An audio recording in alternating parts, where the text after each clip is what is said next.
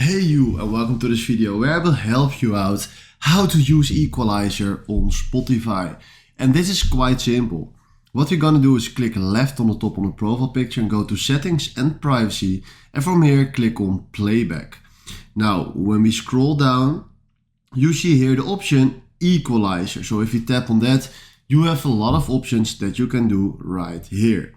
Now please search for the genre or the type of music that you want to listen.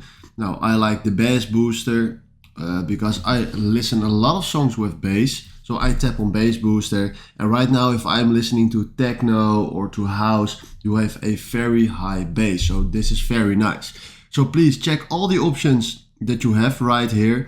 And if you tap on one option, then in that genre he will play the music a lot better with this equalizer.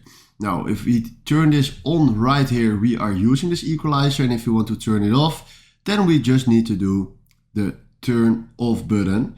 But I want to use it again, so we do turn on again, and right now we are using this equalizer.